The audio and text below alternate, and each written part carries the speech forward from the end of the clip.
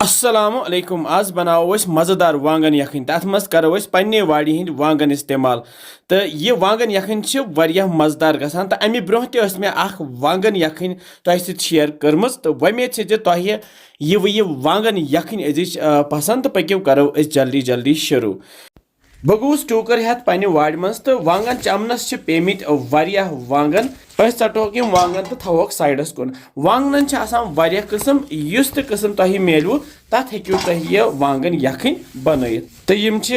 ताज़ ताज़ वांगन वांगन यीत्याह ताज़ आसान त्यूतः स्यून बनान असल वांगन द्राय अल पल 1 किलो तो यम थवोक गोनेथ साफ करित पत छलित तो पत मज बाग चीर दिन या दिमो 4 चीर इत कन मे दितमित अम पत तलन मे न्यू ताय मज यह फल तेल तो फल तेल गरम गसित त्रा यथ मज वांगन तो तलहोक तलहोक तुत काल नम लाइट ब्राउन गसान यपर करो वन दो तैयार मे बानस मज निमुत 1 किलो जाम दोद अत त्रा नून नून कूत खेवान तमे हिसाब बे त्रोस रिफाइन तेल बड़ी 2 चमचे तो ये वन छोक दिन सही पे मे छोंप तो अमे दिमो छोक इत कन जाम दोदस दिवान अमे पत थवान बह यह गैसस पे तो दिमो लगातार ये खलन खलन दिमो ये तुत काल खलन युत काल ये ग्रेख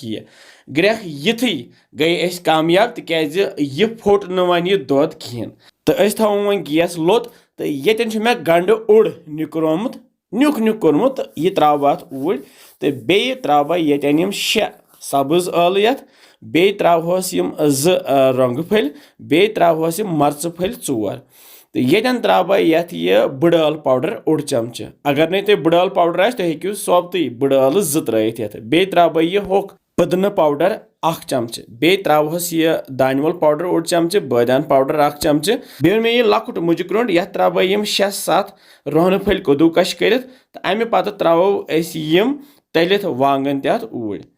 तलित वांगन ऊर त्रित रलावो ये दोदस सत अमे पत त्रो ये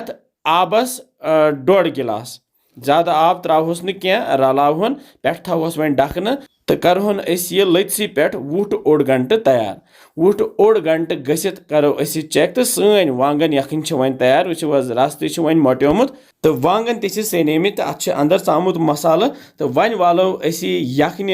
दगुल पत्थर तुम वो किस शुबेदार यखन बने यप मे प्लेटस मज बत प्लेट तो ये पे त्रा यह वांगन तो बे त्रोहस यखन रस कतर वारियाह मजेदार खेमोन ये बतस सत्य वांगन यखन वारियाह मज़े तो वमेद तुह यह अजिच वांगन यखन पसंद आमज तुह ते बनजो बे वनानस कि बसान तुम सान रेसिपीज इंशाल्लाह समखो बे मजेदार रेसिपियन तुह थो पन ख्याल बिहु रबस हवाले।